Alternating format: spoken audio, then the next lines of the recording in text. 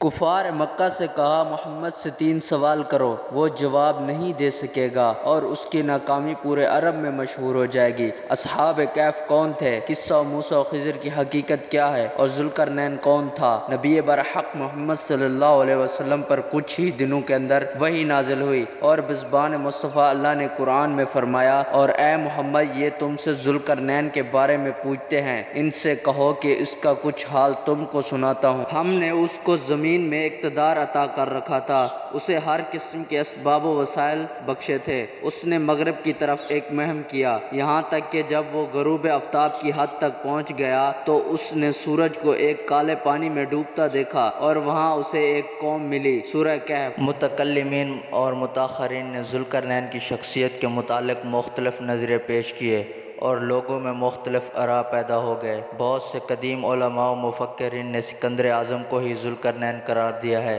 اس نظریے کی حمایت کرنے والے محققین کے نزدیک چونکہ سکندر اعظم نے روم، مصر، شام، خراسان اور مغرب سمیت مشرق کے شمار علاقوں پر حکومت کی ہے، لہٰذا سکندر اعظم ہی ذوالقرنین کی اس عظیم حکومت کا مصداق ہو سکتا ہے، جس کا ذکر قرآن میں آیا ہے کہ جبکہ علماء و محدثین کی ایک بڑی جماعت اس کا رد کر دی ہے۔ امام ابن کثیر کے نزدیک ذوالقرنین کا زمانہ مقدونیہ کے سکندر اعظم سے 2000 سال پہلے ابراہیم علیہ السلام کا زمانہ ہے اور ان کے وزیر حضرت خضر علیہ السلام تھے۔ آپ حج کے لیے پہنچے اور ابراہیم کے ساتھ طواف کعبہ بھی کیا۔ امام بخاری نے اپنی صحیح میں کتاب الانبیاء میں ذوالقرنین کے واقعے کو ابراہیم علیہ السلام کا تذکرے سے پہلے نقل کیا ہے، لہٰذا اس کی شرح کرتے ہوئے حافظ ابن حجر فتح الباری میں لکھتے ہیں کہ امام بخاری نے ذوالقرنین کے واقعے کو حضرت ابراہیم علیہ السلام کے تذکرے سے قبل اس لیے بیان کیا کہ وہ اس شخص کے قول کو کمزور کرنا چاہتے ہیں جو ہماری یونانی کو ذوالقرنین کہتا ہے۔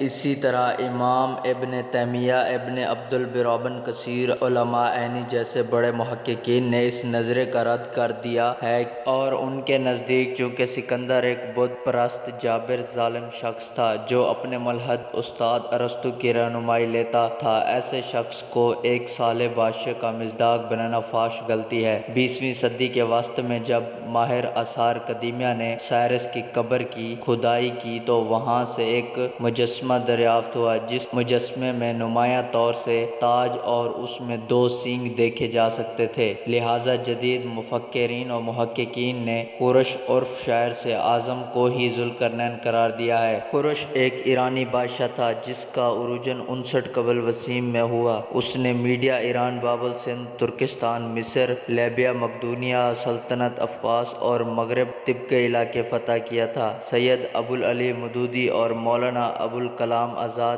جیسے مفکرین ذوالقرنین کو سائرس کا دوسرا نام قرار دیتے ہیں۔ مولا مودودی فرماتے ہیں کہ قرآن میں ذوالقرنین کی جو صفات و خصوصیات بیان ہوئی ہیں وہ ایران کے بادشاہ خورش پر ہی چپساں ہوتی ہیں اور یہ سکندر اعظم کی بنسبت زیادہ برین پیاس ہے۔ بائبل کے صحیفہ دانیال میں دانیال نبی کا جو خواب بیان کیا گیا ہے اس نے وہ میڈیا اور فارس کے متحد سلطنت کو ایک مینڈھے کی شکل میں دیکھتے ہیں جس کے 2 سینگ تھے۔ یہودیوں میں اس 2 سینگ والے کا بڑا چرچا تھا کیونکہ اس شخص نے آخر کار بابل کی سلطنت کو پاش کرنا تھا اور بنی اسرائیل کو بخت نصر کی غلامی سے نجات دلانا تھا، اور یہ بادشاہ کوئی اور نہیں سائرس اور خورش تھا۔ یہی وجہ ہے کہ یہودیوں نے محمد صلی اللہ علیہ وسلم سے ذوالقرنین کے متعلق سوال کیا تھا۔ سائرس کا اصل نام موردیہ کرش تھا جیسا کہ آثار قدیم کے کتبوں سے معلوم ہوتا ہے، لیکن یونانی اسے سائرس کہنے لگے۔ چنانچہ دانیال کے صحیفہ اور قرآن کی سورہ کہف میں جس ذوالقرنین کا نام آیا ہے یہ وہی سائرس سے اعظم یا خورش ہے۔